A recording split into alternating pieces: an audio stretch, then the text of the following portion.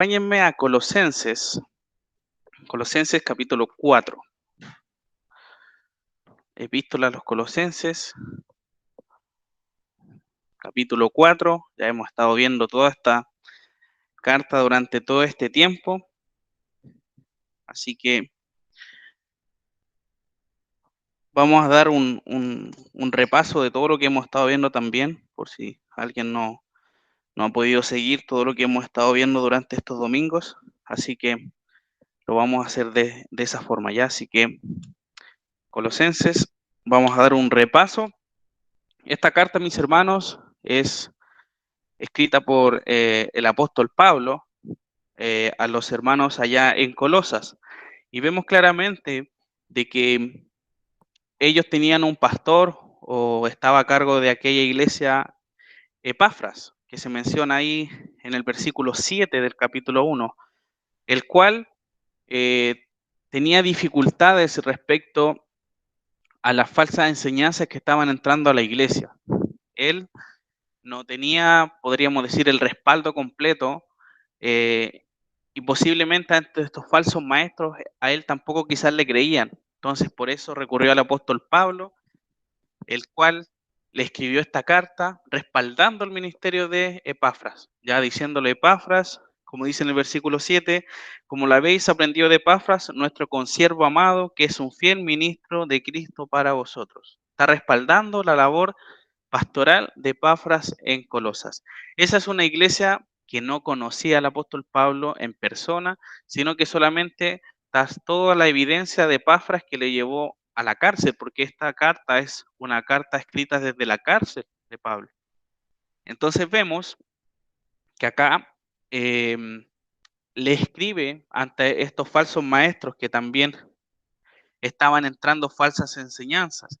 Vemos después de que él, sin conocer a la iglesia, el apóstol Pablo, desde el versículo 3 del capítulo 1 hacia adelante, da gracias al Señor porque están los hermanos de Colosas. Da gracias al Señor porque puede y sabe cómo son ellos. A través del testimonio de Epafras, ellos pudieron escuchar y saber cómo es. Entonces es tan importante, hermanos, que nosotros podamos saber la labor también de Pablo, de estar orando, de estar intercediendo por ellos. Y por supuesto, en el versículo 15 del capítulo 1 empieza a hablar acerca de quién es Cristo, ¿ya? Él no solamente les salvó, sino que es la imagen del Dios invisible. Y ese es un texto muy, pero muy importante dentro de la Escritura, porque está demostrando de que Cristo es Dios mismo. Entonces, le sigue hablando de que Cristo estuvo desde antes de todas las cosas. Cristo no es un ser creado. Cristo ha existido desde siempre. Entonces, por eso les dice, gracias a Él son hechas todas las cosas. Gracias a que Cristo estuvo en la creación, fueron así. Entonces vemos, hermanos, que más adelante se les habla acerca de que Cristo es la cabeza del cuerpo, que es la iglesia, es la cabeza de nosotros. Los mandamientos, lo que el Señor nos deja en su palabra, es lo que el Señor quiere que nosotros hagamos, ¿ya? Y nosotros, por supuesto, tenemos que sujetarnos a ello. Vemos también de que Él vino a reconciliar consigo a Dios con la tierra, con su creación. Y es bien importante que notemos esto, porque gracias a eso nosotros somos reconciliados con Dios. Ya no hay una enemistad con Dios, sino que ahora estamos reconciliados a través de Cristo. Y después vemos en el versículo 24 del capítulo 21, perdón, hablar acerca del ministerio de Pablo. ¿Cuál era la tarea específica de él? La tarea específica de Pablo era predicar el evangelio y presentar perfecto en Cristo a todo hombre. A él le anunciaba el evangelio a todos. Imagínense cómo él se sentía estando en la cárcel, privado de poder salir y poder hablar de Cristo a los demás. ¿Me entienden? Entonces era algo tremendo. Más adelante vemos en el capítulo 2 de que él está luchando, está aguantándose en la cárcel y gracias a que él está en la cárcel, él ha podido escribir esa carta. Si no hubiese estado Pablo en la cárcel, posiblemente no existiría esta carta a los colosenses. Entonces, por eso él está luchando por ellos, porque gracias a que Pablo está en la cárcel, ellos ahora tienen lo que es esta carta en sus manos. Y vemos más adelante que les habla acerca de que ellos tienen que estar arraigados en Cristo, arraigados en la persona que han escuchado de Él, tienen que estar aferrados a Él. y dando gracias por ello. Desde el versículo 8 del capítulo 12 en adelante, habla acerca de estos falsos maestros, que nadie los engaña a ustedes, le está diciendo Pablo, por filosofías y huecas sutilezas, enseñanzas. ¿Ya? Ahí veíamos temas como el legalismo, el misticismo, el ascetismo, son términos complejos, pero en realidad eso es lo que es hoy en día. ¿Ya? Cosas que posiblemente tienen una apariencia de piedad, pero realmente no es así. Y en el capítulo 3 vemos que también Pablo manda que nosotros nos fijemos en las cosas de arriba, que dejemos las cosas de la tierra, ¿ya? Porque esas cosas no edifican al hombre. Y en el versículo 5 habla directamente a nosotros. Hagamos morir todo lo antiguo, hagamos morir toda la vida terrenal que llevamos nosotros. Y eran hermanos creyentes, pero sin embargo les dice estos pecados que cometen personas que no son creyentes muchas veces. En el versículo 5 del capítulo 3, hacer morir pues la fornicación, impurezas, pasiones desordenadas, malos deseos, avaricia, que es idolatría. Pero el Señor no solamente le dice que tienen que dejar esas cosas atrás, sino que ahora les dice que tienen que volver a vestirse. Despójense del pecado que tienen ustedes y vístanse ahora con las ropas, en este caso, como escogidos de Dios, le dice acá. Amados, de entrañable misericordia, de benignidad, de humildad, de mansedumbre, de paciencia. Son cosas, hermanos, que toda persona creyente debiese tener. No acá decir, ah, no, yo tengo una, me faltan cuatro. No, tienen que ser todas. Y tenemos que trabajar para eso. Porque Cristo murió por nosotros, somos sus hijos y no podemos representar a Cristo de mala forma acá en la tierra. Y sobre todas estas cosas también vístanse de amor, que es el vínculo perfecto. Hemos hablado también acerca de este amor que es tan importante. Y en el versículo 16 también, que es un versículo muy, pero muy preciso e importante dentro de la carta, que la palabra de Dios, de Cristo, mora en abundancia en nosotros. Nosotros cantamos palabra de Dios cuando cantamos salmos. Nosotros aprendemos de la Escritura cuando leemos la Biblia. Ya no cuando empezamos a contar chistes, cuando empezamos a contar experiencias, cuando empezamos a contar cuando era aquí, era allá. No, eso no sale en la Biblia. Nosotros, para estar, que la Biblia, en este caso la palabra de Cristo, more en abundancia, nosotros tenemos que estar rodeados de la Escritura. Es lo único que podemos hacer. Y finalmente, todo lo que nosotros hagamos, lo tenemos que hacer de palabra, de hacerlo todo en el nombre de Jesús. Acá no se escapa nada. ¿Ya? Si hay alguna cosa que usted está pensando y dice, ah, es que justo no lo dice el texto que tengo que hacerlo, pero con esto realmente quita todo. Dice, todo lo que ustedes hagan, no solamente algunas, todo lo que ustedes hagan tienen que hacerlo en el nombre del Señor. Y después, algo que hemos estado viendo estos últimos domingos, hablando acerca de los roles, ¿ya? Los roles de las casadas, que tienen que estar sujetas a sus maridos, de los maridos que tienen que amar a sus esposas, de los hijos que tienen que obedecer a sus padres y de los padres que no tienen que irritar a sus hijos. Eso es en el ámbito familiar. Imagínense en ese tiempo, hermanos, ellos no tenían personas que le dijeran o le enseñaran a cómo vivir en familia. Ellos aprendían solamente porque su papá le hizo así, su mamá lo hizo así, pero no era una cosa que dijeran, aquí yo les enseño a cómo vivir. Y por eso Pablo les habla de esta forma. Ustedes, les dice, para que vivan correctamente delante mío, tienen que hacer estas cosas. Las casadas, sujetarse, los esposos, amar a sus esposas, los hijos, así. Y no solamente a ellos, sino que a los siervos, y a los siervos y a los amos también que se les habla. En esta metodología que yo les dije acerca de un empleado y su empleador, entonces, en ese ámbito también, hermanos, es importante que la relación social, los roles sociales también se cumplan, que nosotros en nuestro trabajo seamos honrados, seamos íntegros y representemos a Cristo ahí. Y por eso, mis hermanos, lo que ahora quiero descansar van a ser en dos partes lo que yo quiero compartir con ustedes. Vamos a hablar primeramente desde los versículos 2 al 4 del capítulo 4 de Colosenses. Ya vamos a estar llegando al final de esta epístola, esperando también de que para usted haya sido de bendición haber entendido esta carta completa a Colosenses. No solamente una partecita, sino que toda la idea. Así que mis hermanos, vamos a leer desde los versículos 2 al 4 del capítulo 4.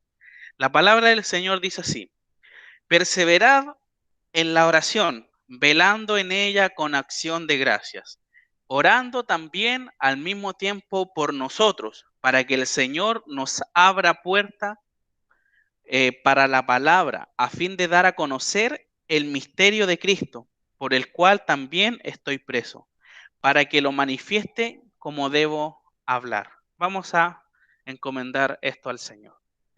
Nuestro buen Padre, en esta hora le pedimos que usted nos ayude a poder entender tu palabra, a que podamos reflexionar en ella y por supuesto podamos obedecerla, que no será solamente algo pasajero, sino que sea algo que realmente entendamos y lo podamos llevar, por supuesto, a la práctica. Bendice tu palabra, ayúdame, Señor, a mí para ser claro y poder exponerla fielmente como debe ser, Señor.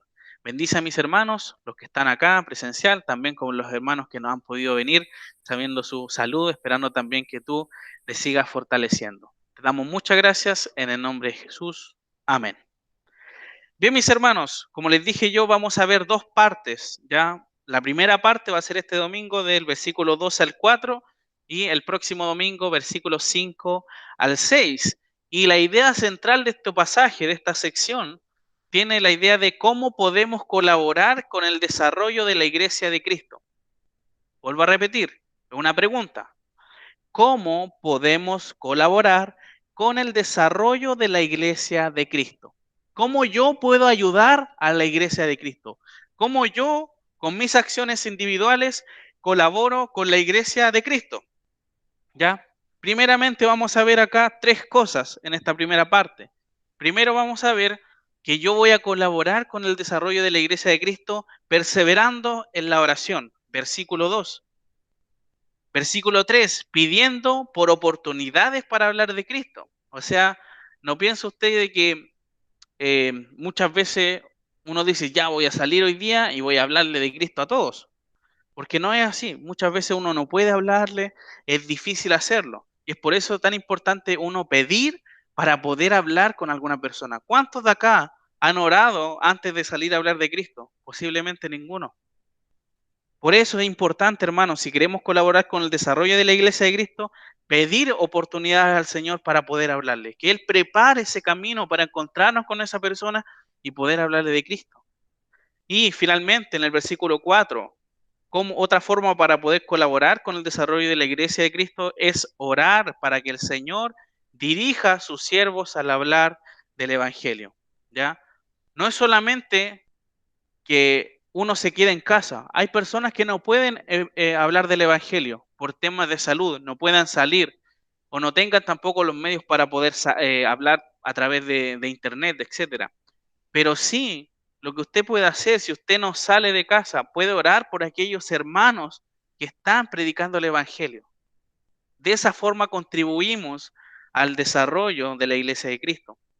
Entonces, mis hermanos, el contexto en el que Pablo, luego de dar una serie de exhortaciones, como acabamos de ver, de diferentes tipos de grupos, como los vimos en el ámbito familiar y en el ámbito social, lo que veníamos hablando anteriormente, eh, centrándose principalmente ahora en la oración y en su manera de vivir.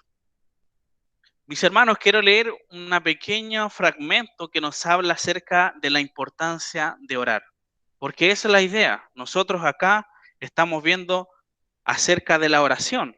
Perseverar en la oración es el primer imperativo, el primer mandato en esto. Entonces, Sugel Michelin, que es un teólogo bien conocido, dice lo siguiente: orar es a la vida cristiana como el respirar a la vida física. Así como nadie puede vivir sin respirar, así tampoco un creyente puede vivir sin orar. ¿Usted podría vivir sin orar, sin comunicarse con su Padre? Espero que diga que no. Un hombre sin oración es un hombre sin Dios. En el Salmo 14, el salmista describe a los impíos como aquellos que no invocan a Dios. Y si usted no invoca a Dios siendo un hijo de Dios, supuestamente,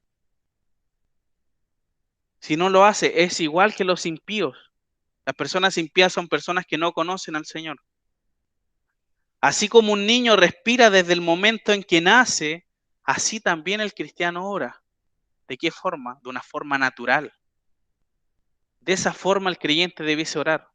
No de una forma exigida, no decir, oh, no, tengo que orar, oh, chavo, tengo que hacer esto. No, sino que tiene que ser algo natural, algo porque yo quiero y necesito comunicarme con Dios. No obstante, no podemos pensar por esto que el orar sea una tarea sencilla. Cuando un creyente se dispone a orar, es una tremenda lucha. Cuando comienza librándose de inmediato en el interior y continúa librándose hasta que termina uno de orar. ¿Por qué esto es así? Dice. Porque el pecado aún mora en nosotros y continuamente nos empuja lejos de Dios. Por eso cuando uno ora, muchas veces vienen muchas distracciones. Por eso uno no puede posiblemente orar más de 10, 15 minutos porque ya se desconcentra. Y es así. ¿Por qué? Porque Satanás está ahí. O muchas veces tenemos el error de orar cuando vamos a acostarnos o cuando estamos acostados. ¿Y qué pasa? Nos quedamos dormidos. O empezamos a pensar todo, oh, que no dejé preparado esto para mañana, oh, que tengo acá, las preocupaciones, etcétera, y al final no oramos. ¿Por qué? Porque estamos en lucha constante con el pecado. Entonces, ¿qué nos dice el Señor que debemos hacer? Versículo 2, perseverad en la oración. Ya, nuestro primer punto, ¿cómo podemos colaborar con el desarrollo de la iglesia de Cristo? Porque Pablo está hablando acerca de eso, de que él está predicando el evangelio y está creciendo el evangelio. Entonces, ¿cómo yo puedo colaborar con eso? Perseverando en la oración. Y la palabra perseverar, mis hermanos, es un imperativo, es en tiempo presente. Perseveren, estén haciéndolo ahora. Se refiere a permanecer fiel, dedicarse, mantenerse firme en la oración. La oración debe ser un hábito de vida. La oración es el conversar con Dios, una vía directa al trono a través de Cristo. Es un privilegio para nosotros orar. Si no existiera la oración, mis hermanos, no podríamos comunicarnos con Dios. Imagínense, nosotros pedirle a Dios, ayúdame Señor con esto, y que Dios no nos escuche. Si es que llegara a pasar eso en algún momento, ¿cómo nos sentiríamos nosotros sabiendo de que no tenemos la ayuda de Dios? Es terrible saber eso. Pero cuando no oramos, está pasando eso. No estamos dependiendo de Dios. Ni menos podemos elevar nuestras peticiones y brindar nuestra adoración a través de las gratitudes. Finalmente caeríamos en una desesperación. Pero sin embargo, hermanos, la oración está para que podamos depender de Dios. Salmos 55, versículo 22 dice lo siguiente: echa sobre Jehová tu carga y él te sustentará. No dejará para siempre caído al justo. Siempre el Señor te va a ayudar. Siempre el Señor va a estar ahí.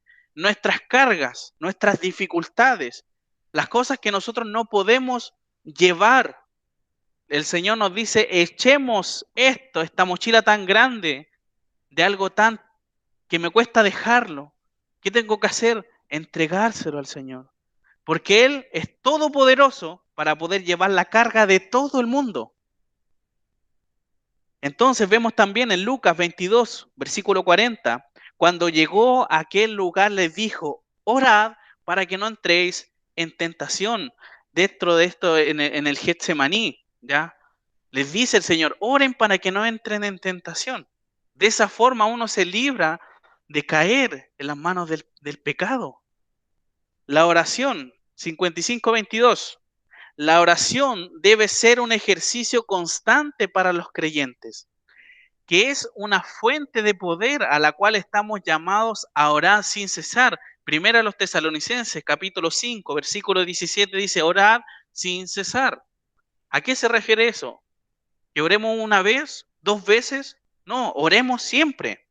La oración no es solo un mandato para los tiempos antiguos, hermanos. No porque le diga a los hermanos los tesalonicenses, a los colosenses, les dice que oren, entonces no es para nosotros. No, no es para los tiempos antiguos, hermanos, sino es para todo el tiempo. El perseverar no se refiere a orar solamente en las comidas.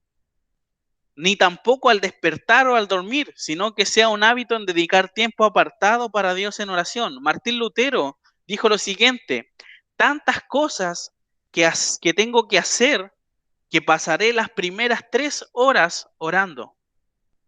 Imagínense, tenía muchas cosas que hacer. ¿Usted tiene muchas cosas que hacer todos los días? Sí, ¿cierto? Pero ¿qué dice él?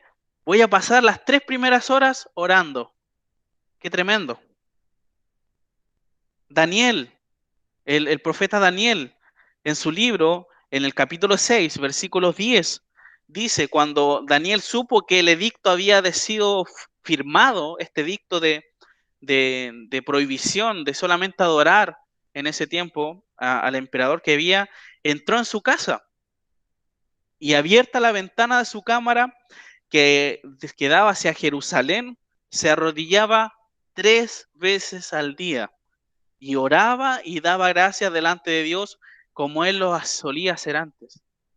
Él no hizo lo que estaban diciendo las demás personas. Él se dedicó a hacer lo que siempre hacía, porque lo hacía para Dios. Y lo hacía con la ventana abierta. ¿Usted cree que era por qué? ¿Para que le entrara aire? No, era para que todos supieran que estaba orando a Dios, porque él no tenía temor. John Owen, algunos teólogos de la historia hablan cosas importantes sobre lo que es la oración. No sé si ha escuchado acerca de los puritanos, de personas que vivieron en la antigüedad, por supuesto, pero que ellos hacían cosas de puritanos, de puros. O sea, yo no me contamino con esto para no pecar contra Dios, a ese nivel.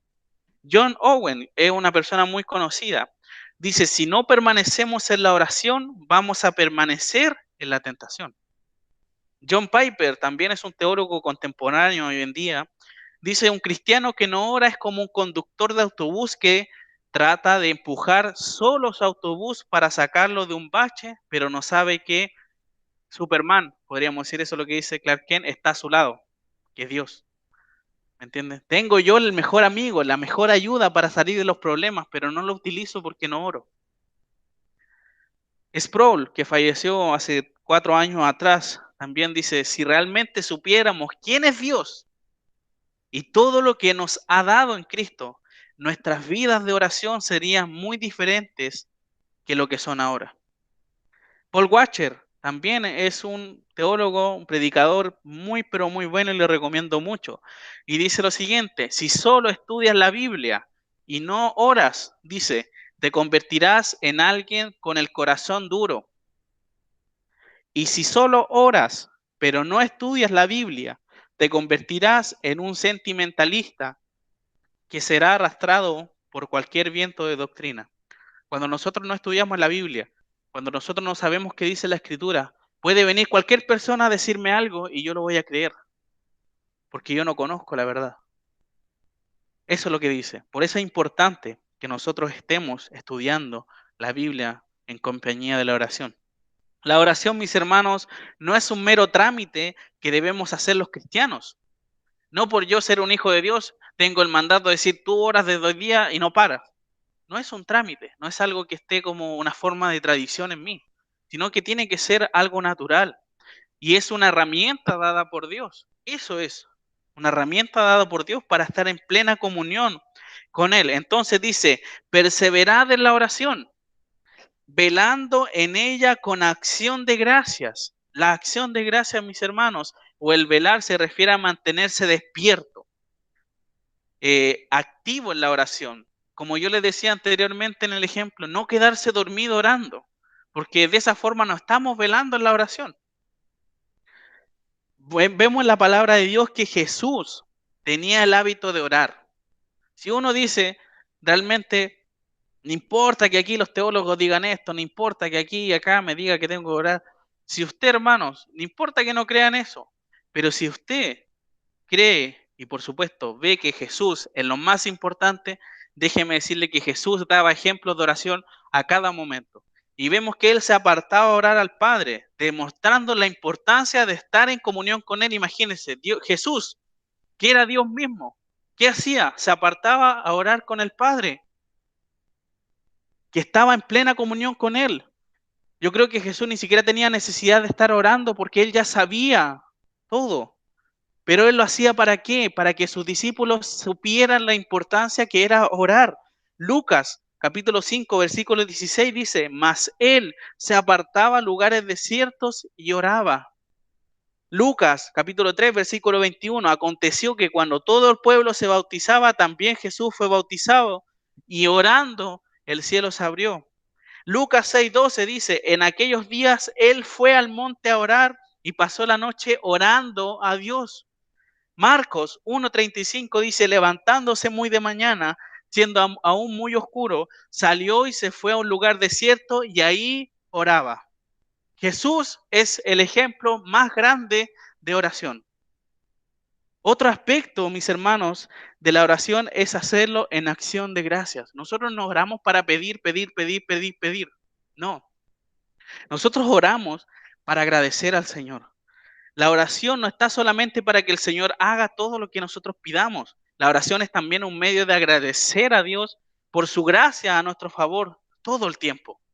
Todos nosotros, mis hermanos, tenemos gratitudes al Señor y una de forma de demostrar la gratitud es haciéndola directamente en oración. Yo creo que todos agradecemos al Señor, ¿ya? Entonces, el primer punto para nosotros colaborar y ser parte de lo que es el desarrollo de la iglesia de Cristo, perseverar en la oración.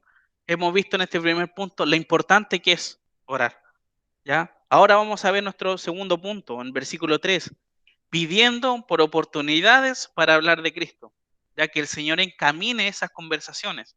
Dice versículo 3, orando, nuevamente la oración, también al mismo tiempo por nosotros, ¿ya?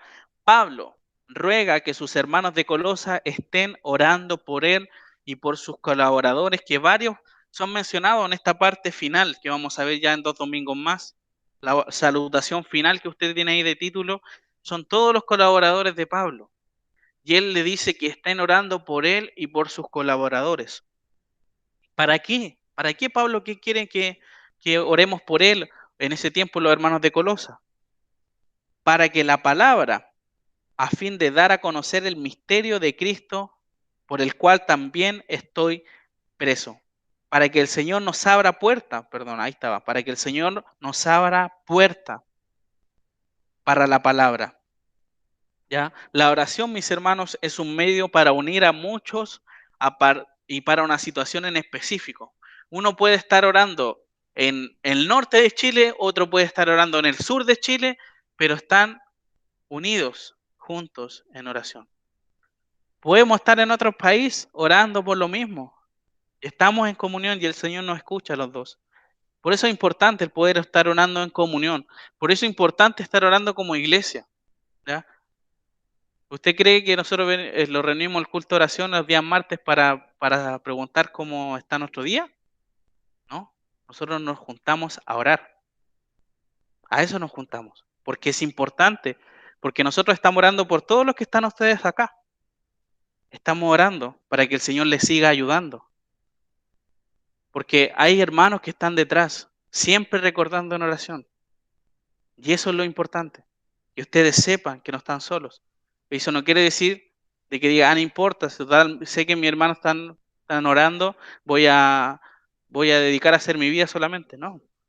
Sepa que todos los días, mis hermanos, mueren cristianos perseguidos en otros países. ¿Y dónde está nuestra oración por ellos? ¿Dónde está nuestro consuelo, nuestra misericordia por ellos? Solamente podemos hacerlo a través de la oración. De esa forma podemos estar pidiéndole a Dios que los ayude, que tenga misericordia de ellos. Podemos estar orando por personas que están muy lejos de nosotros y el Señor escucha esas oraciones. La necesidad de que el Evangelio se siga proclamando desde el tiempo bíblico hasta el día de hoy, mis hermanos, es importante que nosotros estemos orando por eso, para que Chile, para que Chillán, para que nuestra comunidad crezca en eso, en conocer al Señor, porque hay muchas personas que si el Señor viene se van a ir al infierno y muchos de ellos son nuestros familiares. ¿Cómo nos tiene eso? ¿Nos tiene bien? ¿Qué estamos haciendo nosotros? No estamos haciendo nada. Comience por orar por ellos. La oración al Señor nos ayuda a trabajar en el crecimiento de la iglesia. Si nosotros queremos que nuestra iglesia crezca, no en números solamente, sino que crezca en conocimiento, tenemos que orar. Tenemos que orar por nuestra iglesia.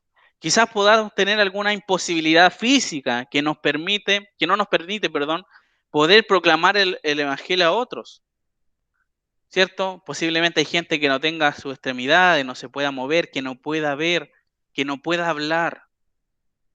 Pero vemos acá lo siguiente: podemos orar para que otros puedan tener las oportunidades para que puedan hablar del Señor. Una persona que está en casa, posiblemente tiene todas las ganas de conversar con alguien del Señor, pero no puede. Pero ella puede orar para que otro hermano pueda hablar del Señor con ella, para que el Señor guíe a aquel hermano, le dé la sabiduría para poder hacerlo. Entonces vemos, mis hermanos, que el orar los unos por los otros es algo muy importante. Podemos orar para que otros puedan tener oportunidades para hablar del Señor, ya sea en su trabajo, su familia, en países de alta persecución del cristianismo. Todos los creyentes podemos contribuir a poder ayudar a la iglesia de Cristo. La iglesia de Cristo no es solamente esta. Tenemos muchas iglesias de Cristo a lo largo de todo el mundo. Y es por eso orar para eso. Muchas veces dejamos de lado lo que son y pensar que hay otros hermanos misioneros que están en otros países tratando de aprender el idioma, tratando de compartir con esas personas. ¿Para qué? Para solamente hablarle de Cristo. Es un trabajo tremendo. Pablo, mis hermanos, pide para que se abran puertas, para que puedan escuchar otras personas del Evangelio. Pablo no está pidiendo riquezas. Pablo está pidiendo solamente oportunidades al Señor para poder hablarle de Él a otros. La necesidad principal es esa, que más personas conozcan al Señor. Él no tiene como situación principal el salir de la cárcel. No le está diciendo eso, ¿cierto? Pablo está en la cárcel escribiendo esta carta, pero sin embargo no le dice: oren hermanos para que me saquen de la cárcel.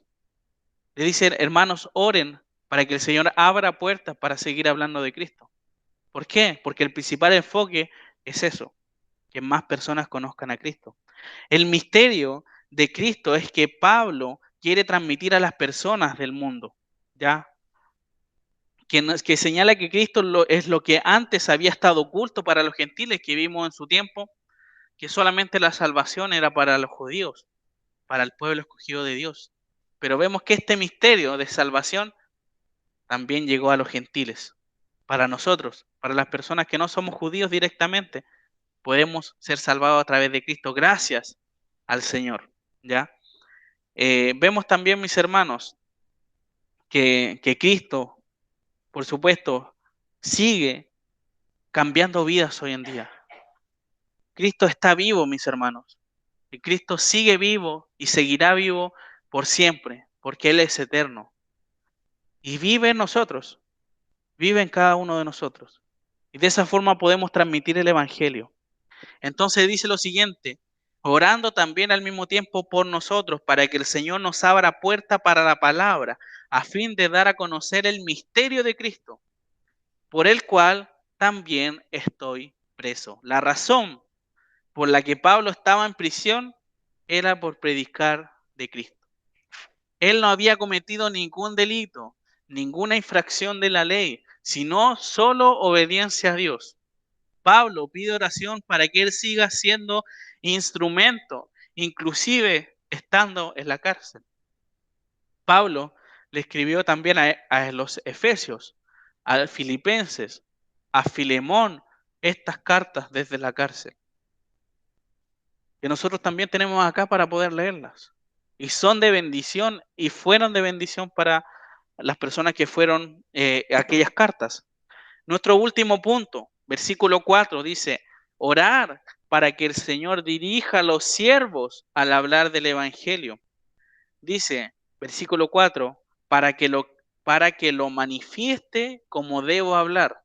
O sea, imagínense, Pablo, es importante que nosotros entendamos que el mensaje del Evangelio sea realizado de forma clara. Imagínense hablar con alguien, pongámosle acá un ejemplo de una receta de cocina. Si uno le dice, tiene que hacer esto, esto, pero se lo dice de forma desordenada, ¿usted cree que va a llegar a un buen resultado? No es cierto. Por eso nosotros tenemos que ser claros al hablar del Evangelio y no confundir más, ¿ya? Entonces, por eso el apóstol Pablo está pidiendo ayuda para que él sepa cómo hablar. Imagínense, una persona que ha hablado muchas veces todavía sigue pidiendo ayuda para poder hablar y conversar bien con la gente. Es por eso que necesita la dirección del Señor para programar este mensaje. Quizás nos podemos sorprender al darnos cuenta de cómo Pablo, con todo el conocimiento que él tenía sobre Cristo, tenía la necesidad de que el Señor le capacite. La gran mayoría conoce del Evangelio. Una cosa es saberlo y otra cosa es proclamarlo o manifestarlo. Manifestar, mis hermanos, como dice acá la palabra, se refiere a dar a conocer, revelar. Pero el creyente no da a conocer cualquier cosa, sino que es algo sumamente importante, es exponer el mensaje de Dios. No es cualquier cosa.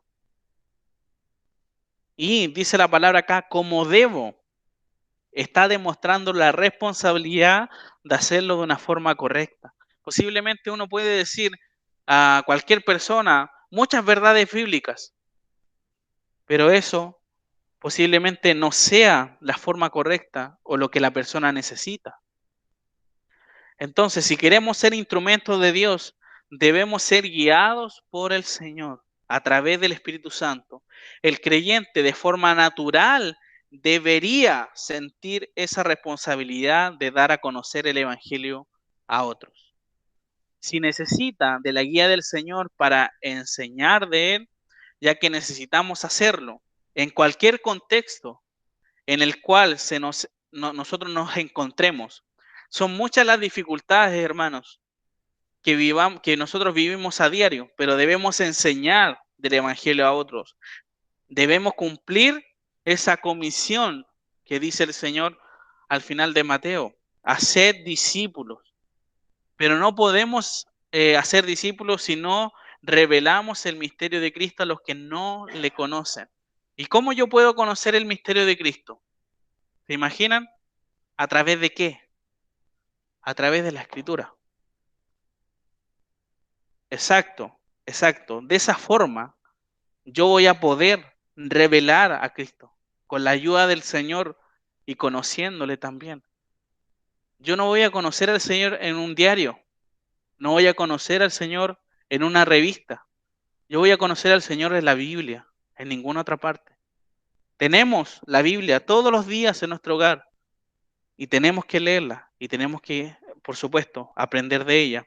Entonces, mis hermanos, como esta primera parte, ¿ya? Que obviamente va a llevar el mismo título la otra parte del próximo domingo, ¿cómo podemos colaborar con el desarrollo de la Iglesia de Cristo? Hemos aprendido perseverando en oración. Segundo, pidiendo por oportunidades para hablar de Cristo.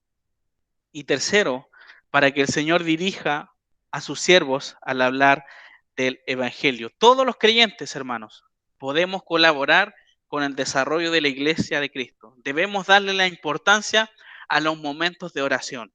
Que no sea una obligación, ¿ya? Acá no se le está obligando a nadie el orar. Lo que usted tiene que saber que es importante el orar para usted, como el oxígeno para respirar. Si lo ve de esa forma, lo va a hacer de forma automática. Entonces, mis hermanos, que siempre podamos estar en contacto con el Señor, que siempre podamos estar aprendiendo de Él. De esa forma, la única forma en la que vamos a poder estar en comunión, no solamente con Él, sino también con otros hermanos. Así que, mis hermanos, vamos a finalizar este tiempo en oración. Te agradecemos y te glorificamos, nuestro buen Padre, en esta hora porque podemos aprender más de ti, sabiendo también los desafíos que nos dejas a través de esta lección, de cómo debemos perseverar en la oración, una palabra tan importante que es algo que debe ser constante en nuestra vida. Ayúdanos, Señor. Sabemos que tenemos muchas tentaciones, muchos peligros en el mundo y que posiblemente nos distraen al momento de orar. Te pedimos tu ayuda, Señor. Nadie es perfecto y puede decir yo oro y no dejo de perseverar. Todos podemos tener momentos de dificultades, todos podemos pasar por momentos débiles, pero aferrados a ti, arraigados en tu palabra, Señor, vamos a estar firmes. Ayúdanos a estar firmes. El que está firme, mire que no caiga. Eso también nos dice tu palabra, Señor, que podamos estar conscientes y firmes en ti, para que cuando venga cualquier viento de doctrina, cualquier enseñanza incorrecta, podamos decir, no, eso no dice la Biblia. La Biblia dice esto. ¿Por qué? Porque nosotros conocemos a nuestro Dios. Ayúdanos, Padre, a conocerte más cada día, que las enseñanzas que se dan todos los días puedan ser de bendición para ti. En nombre de Jesús, amén.